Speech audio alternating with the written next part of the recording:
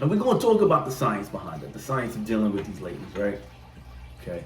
But before we get into that, we got to go back to the essence, man, right?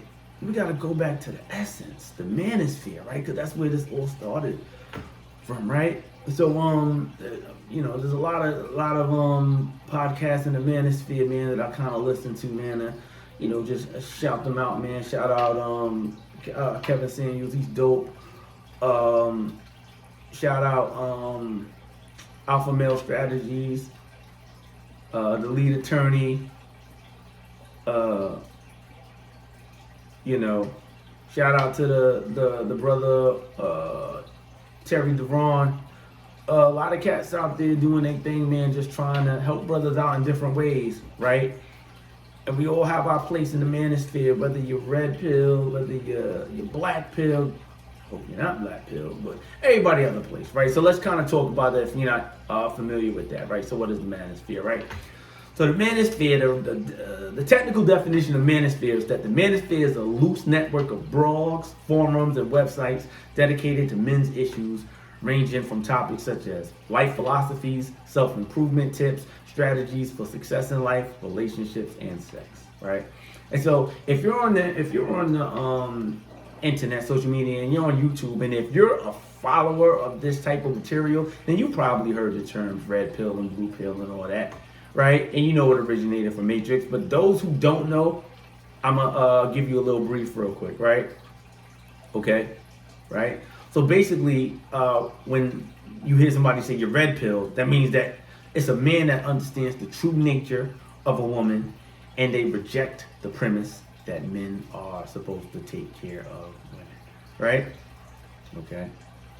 So they say red pill is not a dating advice bulletin, but rather a forum for people, men mostly, exploring an ideology that revolves almost exclusively around gender. Those who swallow the pill maintain that it's men, not women, who have been socially disenfranchised. Feminism is considered damaging ideology, right? Quote, you are hating women because you have the wrong expectations for them. Don't hate someone for something they cannot be. Women are, by nature, manipulative, attention-seeking, inconsistent, emotional, and hypergamous. Accept this truth. Once you do, you can gain women for what they are, not what you want them to be. So that's the whole philosophy of red pill.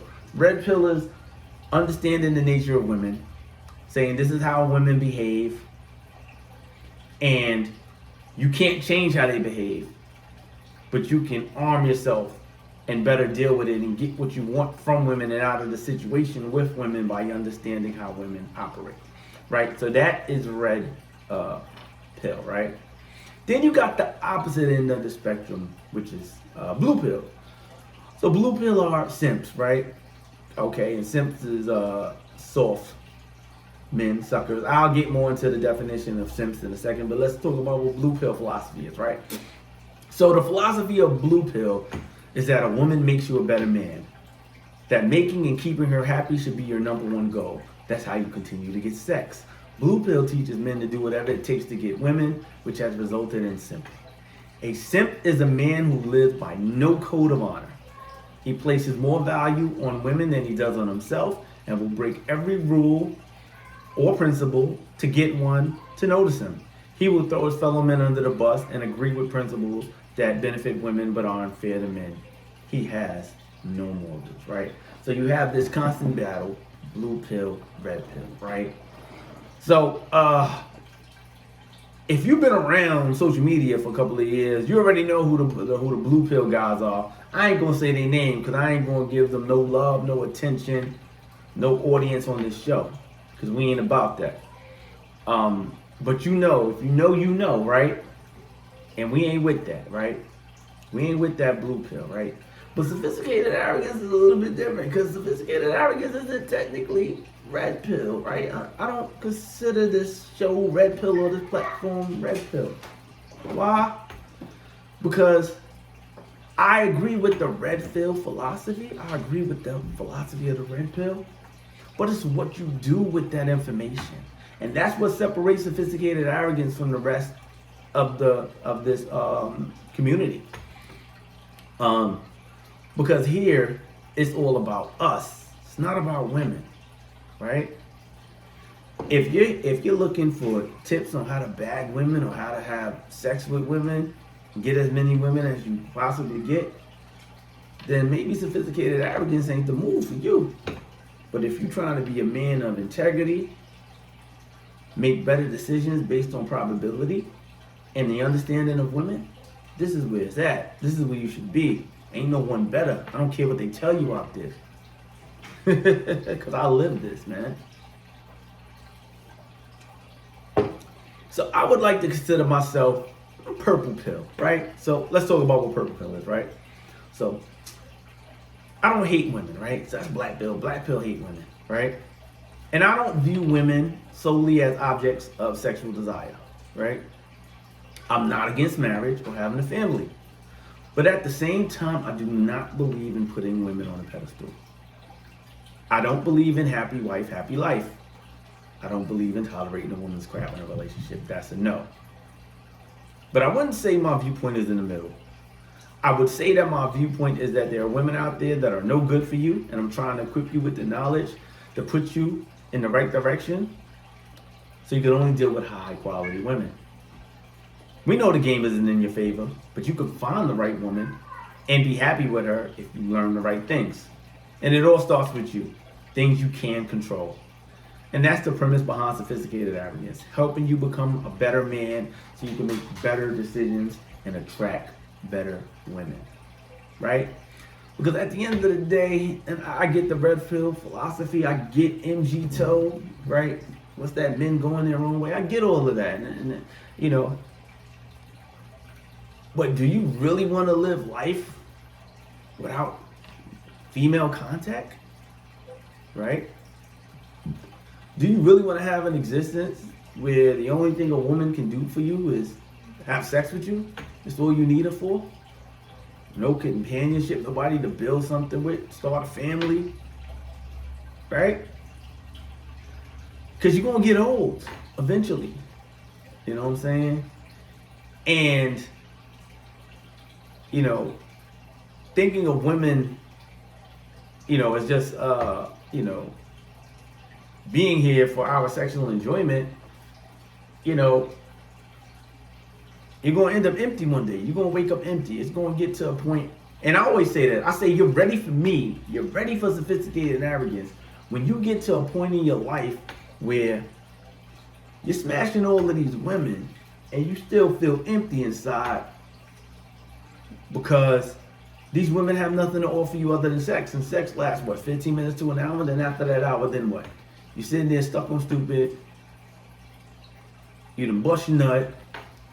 And now you're like, damn, I don't even like this woman. This woman offers me nothing. You know, so when you at that point, that's when you're ready. You know what I'm saying?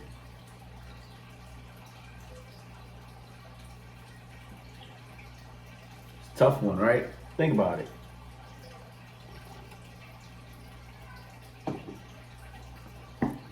You got to think about, what do you want? That's the first thing, right? What do you want out of your situation with women? What is your goal with women? And I think that our goal changes depending on our age group, right? A 20-year-old, a 30-year-old, and a 40-year-old should have different objectives, right? And I always say that. So when you're in your 20s, your goal in life should be to start on your career and establish yourself. But your goal with women should be to date as many women as you can to get an understanding of what you like, what you don't like, what you can tolerate, and what you cannot tolerate, right? Shouldn't be settling down and doing anything serious in your 20s, you know, because you need to enjoy life and also get that experience, right? It's very rare that you are going to find that right woman for you in your 20s because you're too young. You don't know any better. She doesn't know any better. You know, a young woman is more likely to go bad on you because she hasn't experienced life neither, right? In your 30s is where you should, you know, start reaping some of the rewards of your success. You should have laid the foundation for your career and stuff, and you're starting your career. You should be blooming. You should be living comfortable. And it's at this point in time where you should be thinking about, okay, I want to meet a woman that I can be serious with and have a real relationship with. Hopefully, if she's the right woman, we can get married, right? So that should be your goal in your 30s, right?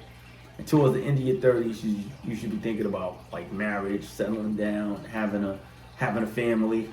But don't forget about travel, man. Travel first. We're going to talk about that in upcoming episodes about how important travel is as a man. Traveling before you even get into a relationship. We're going to talk about that, right? But anyway, that's what you do in your 30s. Your 40s, man, you solid. You should be at your apex. 40s are the best years of your life, man. You should have a situation where you have financial freedom. If you're in a marriage in your 40s, it should be a happy, successful marriage. It shouldn't be one out of desperation and need for a woman to be there. You should be with the woman that you handpicked it and selected. You chose her. You didn't chase her. That should be the woman that you married, the woman that you chose, that you didn't chase. And if you're single, then enjoying your life. You have a bigger selection of women. You could date down, right? You could be 40 years old, date a woman in her late 20s or whatever, and you're successful and you're confident, right? So those are all the different levels where you should be at depending on what your age is, right?